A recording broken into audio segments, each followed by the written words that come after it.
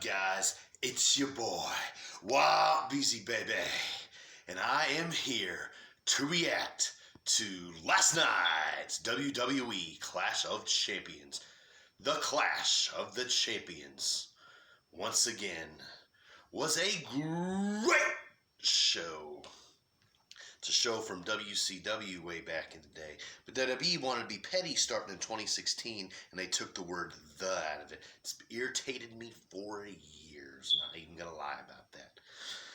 But getting to the show, right away, I'm going to say it was thunder. It was a phenomenal, great, amazing pay-per-view. I actually ordered this one too. First WWE pay-per-view I've ordered in 10 years. You know, this one was so good. Man, I just had to watch it on the bigger TV this time. I did. I really did. But let's get right to it, though.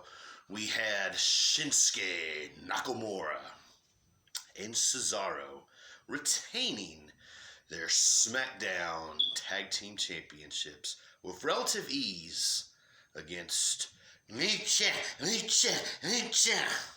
Good Lord, I cannot stand those idiots. But I'll tell you though, once we get to the main card, first match of the night, first match of the actual pay-per-view proper is the term they kept using. It was Charismatic Enigma and the phenomenal AJ Styles taking on Sami Zayn in one of the most wonderful, eye-catching, and just most mesmerizing ladder matches I've ever seen.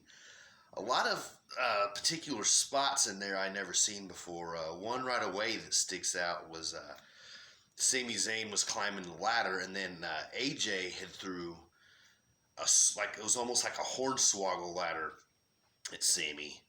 And Sami tried to swat it away, and the ladder caught his hand and kind of fucked up his hand a little bit. That was pretty innovative. And then Jeff Hardy had a handcuff put through his ear piercing. And then AJ got cuffed to the ladder. And in the end, it was Sami Zayn grabbing both Intercontinental Championships. We had the Street Profits controversially retain their titles against Andrade and Angel Garza. You know, the referee had counted 3, but Andrade kicked out way, and I mean way before 3. Definite botchamania moment, without a doubt. And unfortunately, Selena Vega did not beat Asuka. I did not predict that right at all. Really thought last night was going to be her night, but unfortunately, it just wasn't. It was not her time. And then Asuka wanted the double dip, and then challenged Bayley for her title again. But she was not successful. Bayley got herself disqualified, and then Sasha Banks came out and put the great big whipping on Bayley. And I fully expect at Hell in the Cell to see Bayley and Sasha have a very intense physical match inside the Hell in the Cell cage. Really, really looking forward to that one. And then we had the ambulance match. It was a great match. Did not disappoint. You know, there was one point in the match where Drew McIntyre actually went through the windshield of the ambulance. And that was pretty brutal, man. His whole back was cut up. You know, and we've seen the returns of the Big Show, Christian, Shawn Michaels. God, I gotta say, that was all pretty random. But in the grand scheme of things, I didn't mind it.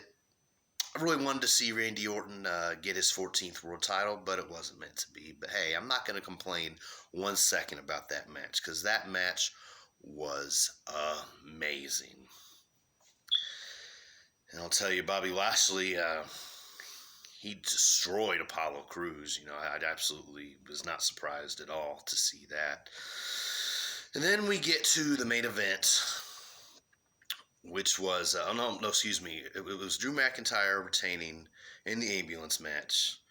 It was a great match. I highly recommend you guys go back and watch that. But anyway, the main event, it was Roman Reigns and Jey Uso in one of the best storytelling matches I've ever seen. Main event, a pay-per-view. The action was pretty decent, but the story those two were telling, being family members facing each other, I really, really enjoyed that. And it was well done.